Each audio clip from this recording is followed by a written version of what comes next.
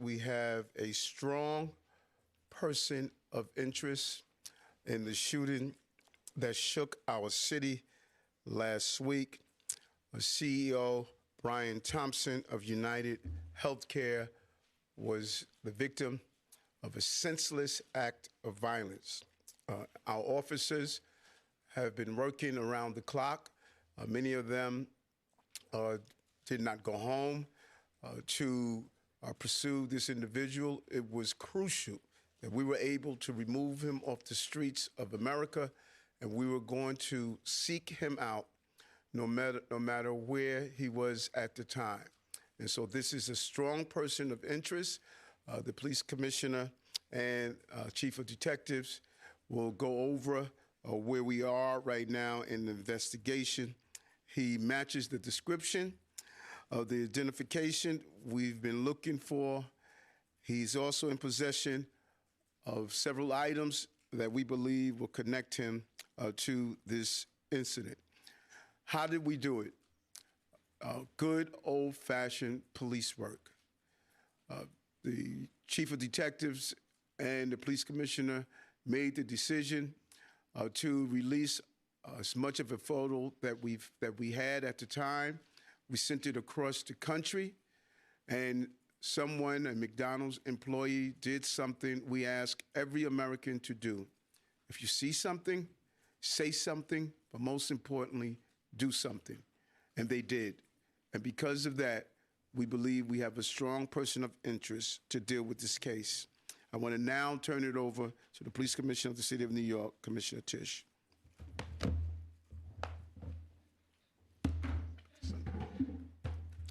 Thank you, Mayor. Good afternoon, everyone. Earlier this morning in Altoona, Pennsylvania, members of the Altoona Police Department arrested Luigi Mangione, a 26-year-old male, on firearms charges.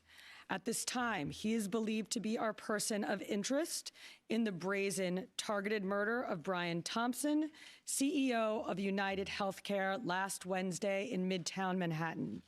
The suspect was in a McDonald's and was recognized by an employee who then called local police. Responding officers questioned the suspect, who was acting suspiciously and was carrying multiple fraudulent IDs as well as a U.S. passport. Upon further investigation, officers recovered a firearm on his person as well as a suppressor, both consistent with the weapon used in the murder. They also recovered clothing, including a mask consistent with those worn by our wanted individual. Also recovered was a fraudulent New Jersey ID, matching the ID our suspect used to check into his New York City hostel before the shooting incident. Additionally, officers recovered a handwritten document that speaks to both his motivation and mindset.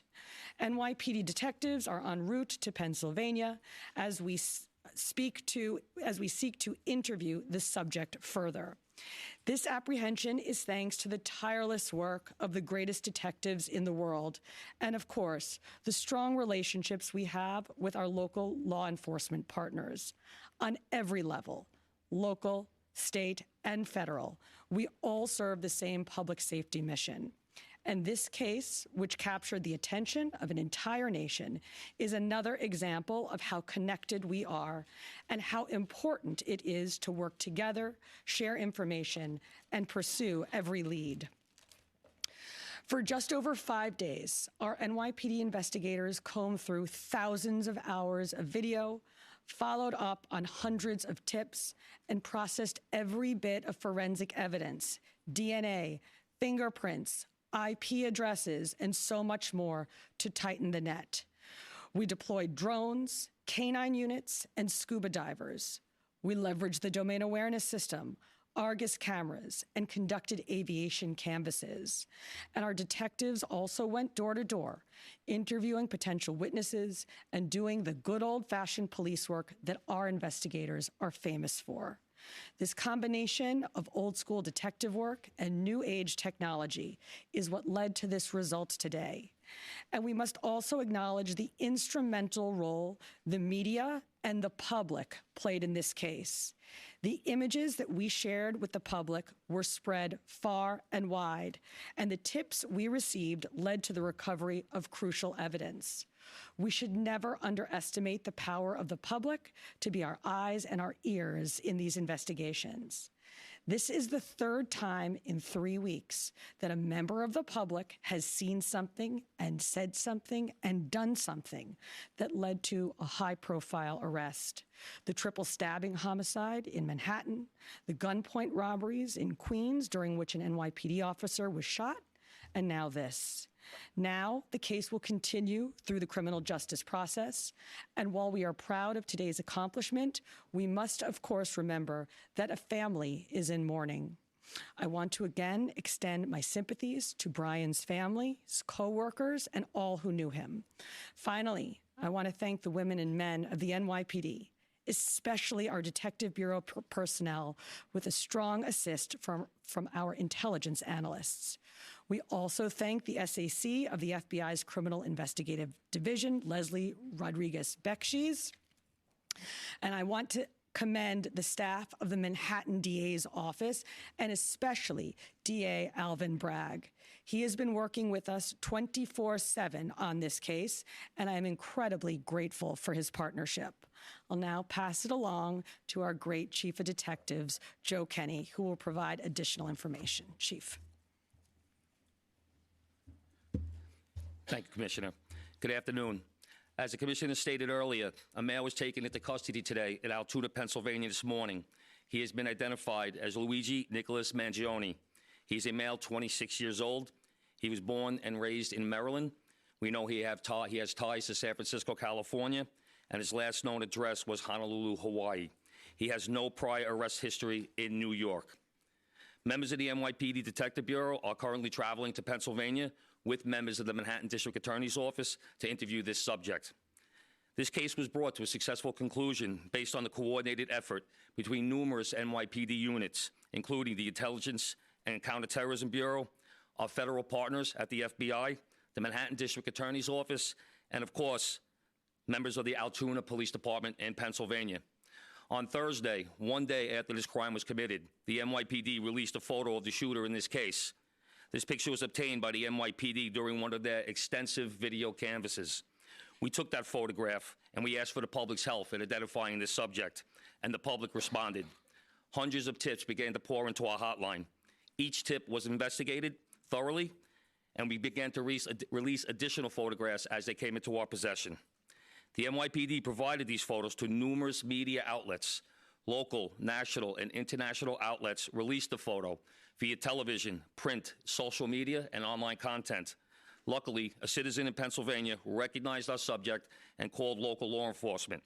Members of the Altoona Police Department responded to the call, and based on their investigation, they notified the NYPD. This investigation is still active and ongoing. Thank you very much.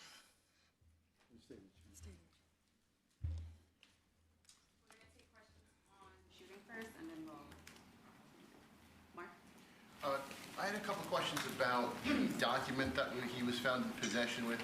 Can you go a little bit more in depth about those motivations that you mentioned? Was that CEO specifically named in that document? Was there anything more about him wanting to go after others? And also in that document, was there any indication that explains us how the level of detail that he went into killing him? Like, is there anything? Like I said, that document is currently in the possession of the Altoona Police Department as part of their investigation. But just from briefly speaking with them, we don't think that there's any specific threats to other people mentioned in that document. But it does seem that he has some ill will toward corporate America. Over here, sir.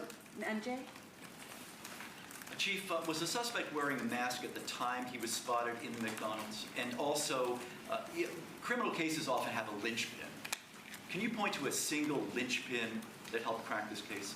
There's numerous linchpins in this case, in the fact that we've recovered an enormous amount of forensic evidence, an enormous amount of video, and once again, with your help and the public's help.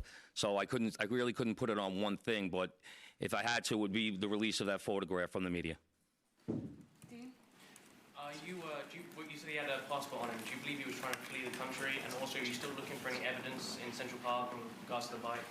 We had divers in the water yesterday that came up negative results. The passport, we don't believe that he was planning on doing any traveling. At this time, we don't think he, at this point in our investigation, we don't think he was trying to flee the country.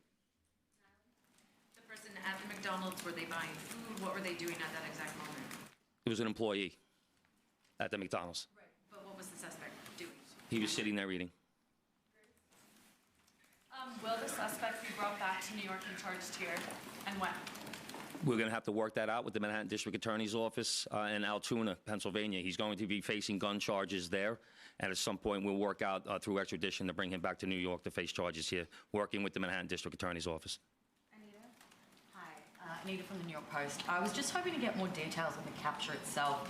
Did he put up a fight? Did he say anything to cops? And we've also reported that he published online anti-health care industry rantings. Can you share with us some of the services that he posted on? We're still working through his social media. We're going to do a complete scrub of that. Preliminarily, like I said, he seems that he has some ill will toward corporate America, but that will all come out as part of our investigation. We're not done here. We're still going to be putting this together. We're still going to be working very hard to bring this to a successful conclusion. And the capture itself, did he put up a fight? Did he say anything to police? I don't have that information. Oh, sorry. Can you elaborate on how he got there, the path he took from Port Authority and on the George Washington Bridge to Altoona, PA? Same thing. This just happened this morning. We'll be working, backtracking his steps from New York to Altoona, Pennsylvania. I was going to ask if we knew anything, if he took a bus to Philadelphia first and then somehow got to Altoona. But We're still working on that. We're still working through that.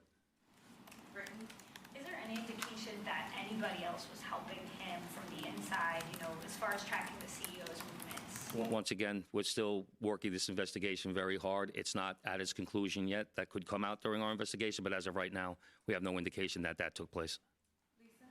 Chief, did he have any weapons or anything like that with him when he was arrested? He was in possession of a ghost gun that had the capability of firing a 9mm round and a suppressor. Can you get into a little bit about the technical aspects of the investigation? I know you deployed an unprecedented amount of technology.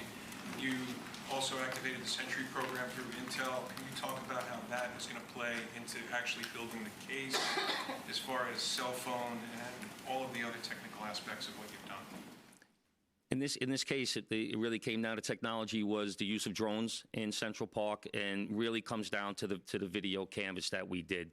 We used every source of video that we could collect, hundreds and hundreds and hundreds of hours from hundreds of sources, and that helped bring this to where we are right now. The gun is it believed to be the gun he used in the shooting? And there was some talk that it was a veterinarian type gun. Is that accurate? No, as of right now, the information we're getting from Altoona is that the gun appears to be a ghost gun. May have been made on a 3D printer.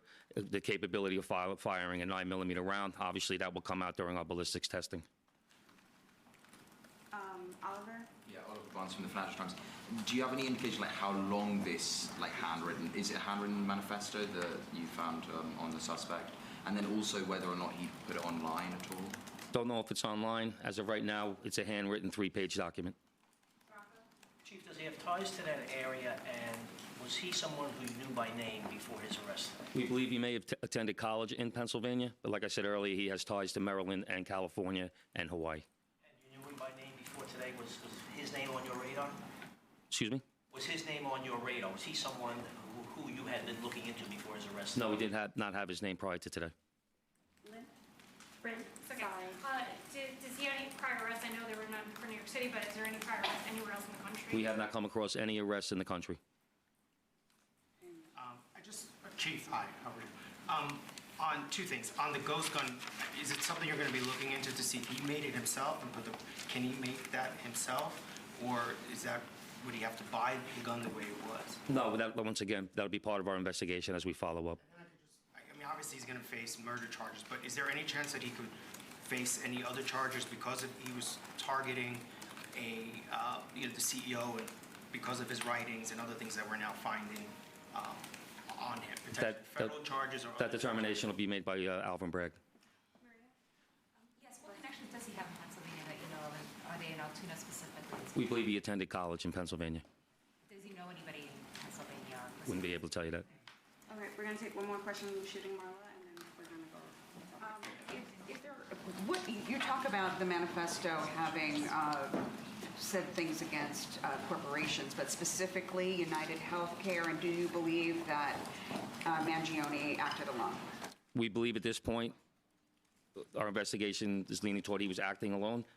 So, like I stated earlier, we're still working through the investigation. We're not stopping today.